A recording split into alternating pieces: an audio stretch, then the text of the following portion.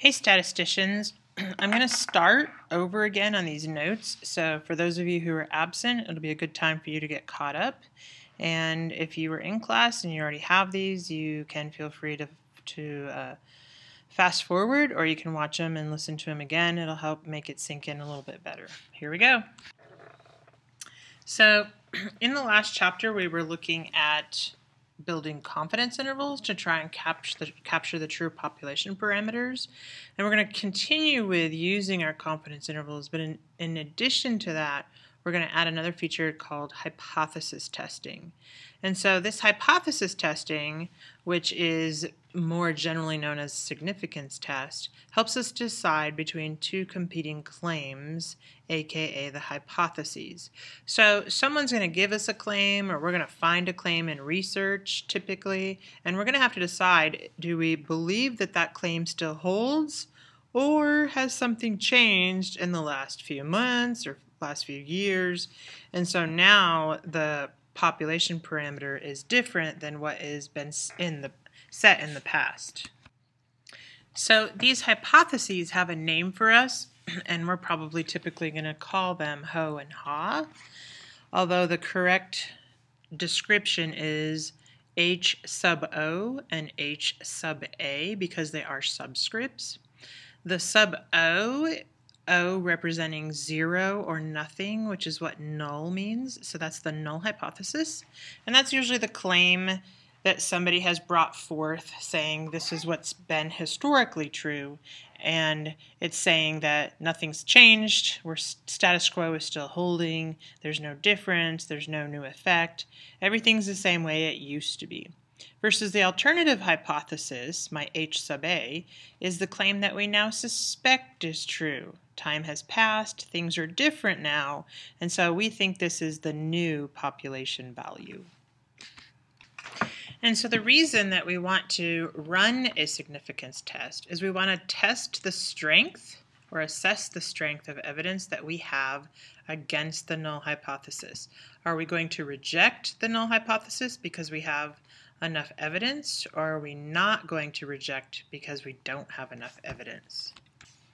So as we read this prompt, of course, I spy with my little I important information.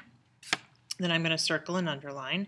And so I notice that they're telling me some old information, like what's previously been happening, is that the population mean, notice they use mu, is 6.7. And then they also gave me sigma, which that would make sense. If they knew the mean, then they'd probably know the standard deviation for the population. And then we take an SRS, oh, that's my favorite acronym, of 400 calls, so we have n equals 400, that's our sample.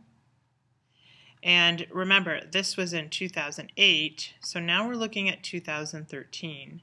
And I want to find, and actually we have a sample mean of, so this is my X bar, my sample mean.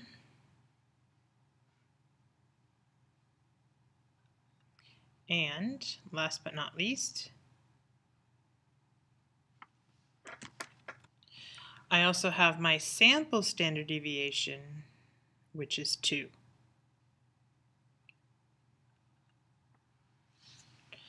So, if I run a hypothesis test, what it's going to tell me is about this old claim, whether or not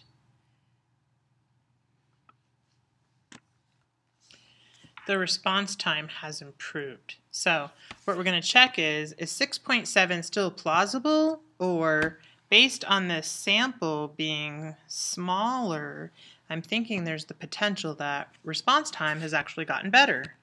So anytime they ask me what the sampling distribution looks like, they're really talking about the shape. And so, of course, my favorite shape is it normal?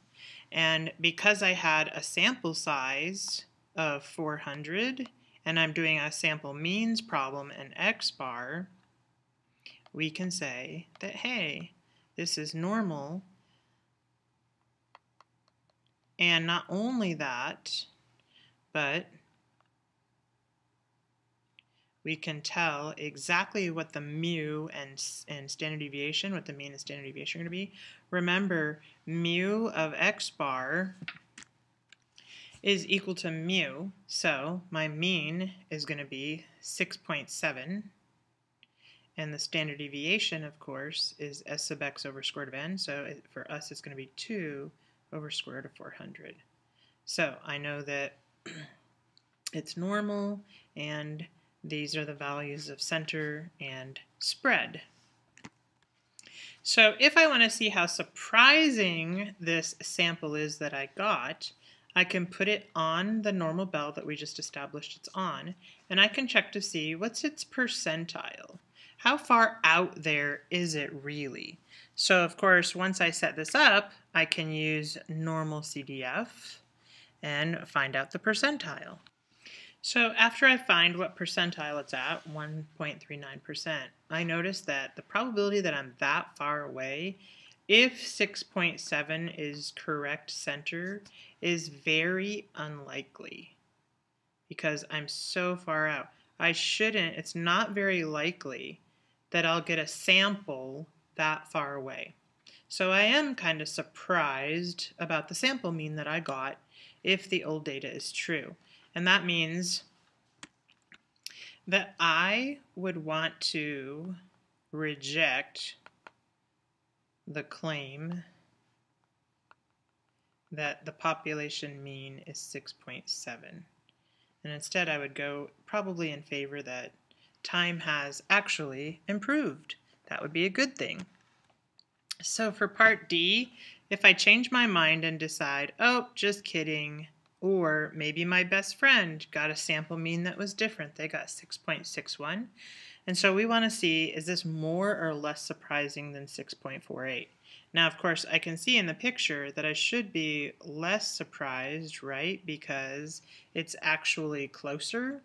But I'm going to do the calculation anyway. You know me. So I can do the z-score setup, or I can use normal CDF again. So this time I get a probability of 0.184, which is obviously much more likely than my 0.0139 last time.